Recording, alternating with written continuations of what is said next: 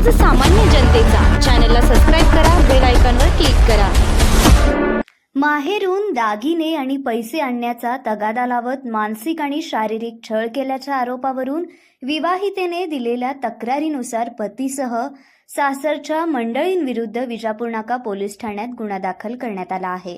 तक्रारीनुसार संबंधित महिलेचा विवाह 10 जानेवारी 2021 रोजी सिंदखेड येथील सचिन काशीनाथ गवसने यांच्याशी हिंदू रीतिरिवाजानुसार झाला।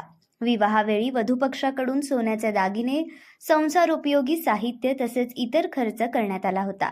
लग्नानंतर सिंदखेड येथे सासरी गेल्यानंतर पती सचिन गवसने सासरे काशीनाथ, सासू प्रभावती आणि इतर सासरच्या मंडळींकडून त्रास दिला जात असल्याचा आरोप तिने केला आहे। लग्नापूर्वी नोकरी लावून देण्याचे आश्वासन देण्यात आले होते, मात्र लग्नानंतर शेतातील कामे करण्यास सांगण्यात आले आणि नोकरी लावण्यास नकार देण्यात आला। सरकारी नोकरी मिळवून देण्यासाठी माहेरून पैसे आणण्याचा तगादा लावण्यात आल्याचे तक्रारीत नमूद आहे। या कारणावरून शिवीगाळ, मारहाण आणि मानसिक त्रास दिल्याचा आरोपही करण्यात आला आहे। सततच्या त्रासामुळे ऑक्टोबर 2021 मध्ये गर्भपात झाल्याचा तसेच त्यानंतर पुन्हा गर्भधारणा झाल्यानंतर 3 महिन्यात गर्भपात झाल्याचा दावा महिलेने तक्रारीत केला आहे। काही काळानंतर तिने खासगी नोकरी स्वीकारल्याचेही नमूद केले आहे। दरम्यान 24 ऑगस्ट 2022 रोजी पतीसोबत दुचाकीवरून 13 मेल येथे कामावर जात असताना 13 मेल औराद रस्त्यावर अपघात झाला। त्यात ती खाली पडली। त्यानंतर पतीने उपचारासाठी दवाखान्यात न नेता तिला माहेरी आणून सोडल्याचा आरोप रूपा भरले गवसने यांनी केलाय। काही दिवसांनी ती पुन्हा सासरी गेल्यानंतर सासू सासरे आणि पतीने नातेवाईकांना बोलावून घेतले। त्यावेळी माहेरून 10 लाख रुपये आणले नाहीत, मूल बाळ होत नाही, सारखी चक्कर येते, त्यामुळे सासरी राहू नको असे सांगून तिला माहेरी पाठवल्याचं सांगताना रूपा यांचे वडील संतोष भरले यांनी मुलीच्या बाबतीत घडलेल्या घटनेबाबत कैफियत यावेळी मांडली। यानंतर माहेर आणि सासरच्या मंडळींची बैठक झाली। माहेरच्यांनी 10 लाख रुपये देणे शक्य नसल्याने सांगितल्यानंतर महिलेला माहेरीच राहण्यास सांगण्यात आल्याचा आरोप आहे। या प्रकरणात सिद्धराम ममदापुरे यांनी मध्यस्थी केल्याचेही तक्रारीत नमूद आहे।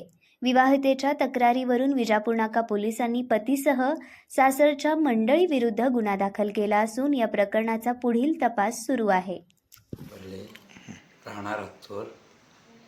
माझी मुलीचे लग्न 10 जानेवारी 2021 साली सिंदखेड येथे सचिन गवसने याच्याबरोबर रीतिरिवाजाप्रमाणे 10 तोळे सोने घालून आम्ही त्याच्याशी लग्न लावून दिले थाटामाटात आणि परत तिथं 1.5 वर्ष व्यवस्थित नांदली। तिथं त्यांनी शारीरिक व मानसिक त्रास दिले आणि त्या सचिनला नोकरीसाठी आम्हाला 10 लाख रुपये मागितले।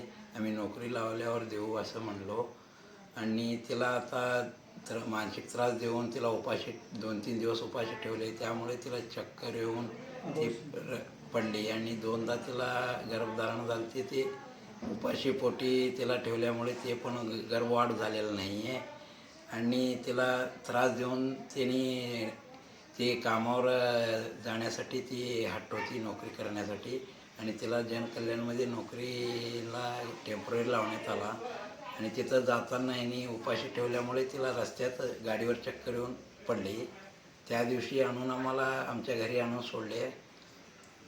4 वर्ष झाले त्याने आता आमच्यापाशीच आहे आणि आता तिला व्यवस्थित आहे। ती कधी डॉक्टर मुलकर्णा आणि डॉक्टर भोसडा यांच्याकडे त्यांचा ट्रीटमेंट केला। त्यांनी म्हणले मानसिक त्रास झाल्यामुळे सुद्धा असं होऊ शकतो म्हणले आणि परत तिला आता काहीच त्रास नाही आहे। ती रोज गाडीवर रोज कामाला जाते येते, कुठंच काही त्रास नाही आहे आणि आता आम्ही त्यांच्याशी 2-3 आमच्या गावातले लोकांना प्रतिष्ठित लोकांना घेऊन पण बोलणी केले, पण त्यांनी त्याला आम्हाला प्रतिसाद दिलेला नाही आहे आणि आम्हाला त्यांनी जाणून बुजून आम्हाला न सांगता त्यांनी दुसरं लग्न लावून दिले तर आणि ते परस्पर आम्हाला नंतरनं माहिती कळालेली आहे आणि आम्ही त्यांच्याशी किती पण संपर्क करून मुलीला नांदवण्याचा प्रयत्न केला तर त्यांनी आम्हाला नांदवण्यासाठी काहीच आमच्याशी हे करत नाही।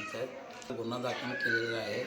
आम्हाला आमच्या मुलीला न्याय मिळावा आणि तिच्यावरती आरोप हे खोटे असून तिला जाणून बुजून तिला फसवून दुसरं लग्न करून आमचं सगळं तिचं 10 तोळे सोने सगळं तिला खर्च केलेलं सगळं त्यांच्या पैसेच आहे. तिनं अंगावरचे कपड्यासवर वरच आमच्या घरी आलेलं आहे.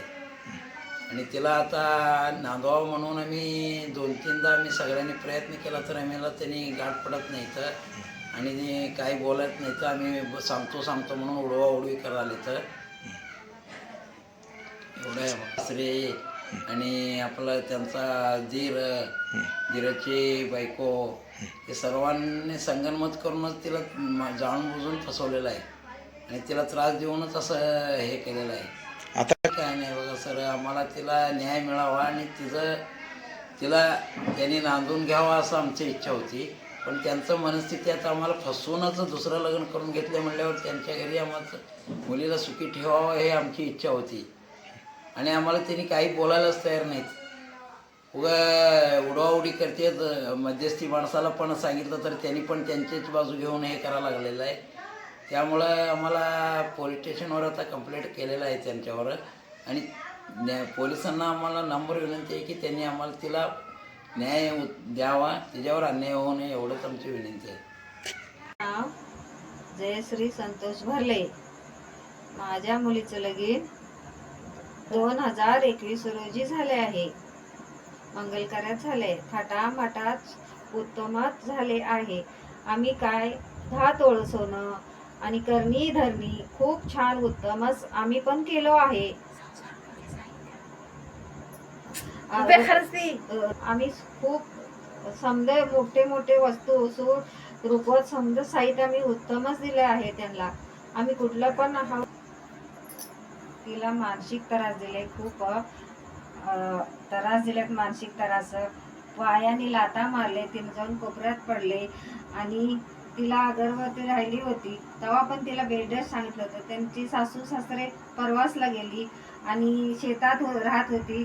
गढूळ पाणी पेली वरचं पावसाचं आणि तिला खूप त्रास दिले. तिने सर्व्हिस करायचं लग्नाच्या आधी म्हणले होते उत्तम सोलापूरला नेऊन ठेवतो आणि तिला त्रास दिले तर आणि पुढं तिनं सर्व्हिसला जात होती. 8 दिवस सर्व्हिसला गेली आणि तिनं 3 दिवस जेवली नाही मानसिक त्रास दिल्यामुळं.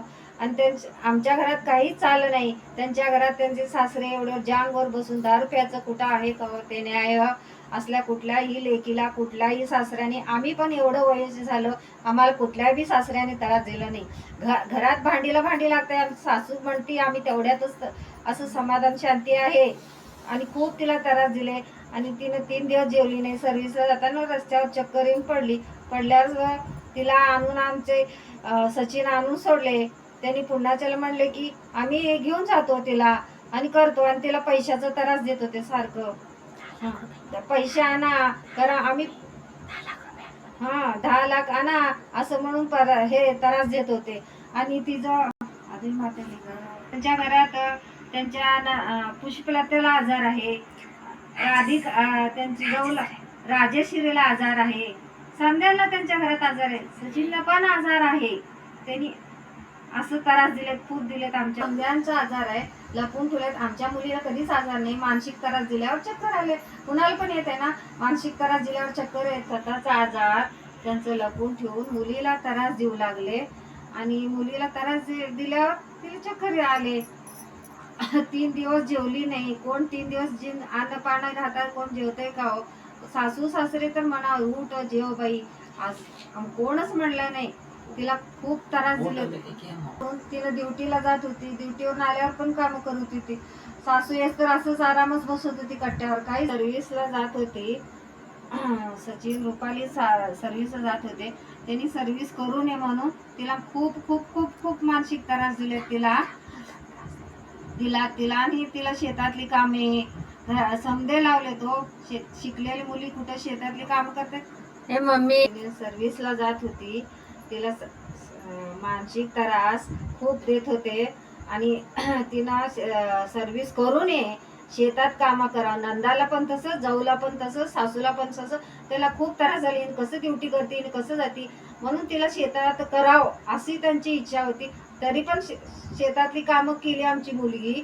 आम्ही कधी तिनं ड्युटीला जात होती खूप मानसिक त्रास दिले तिला.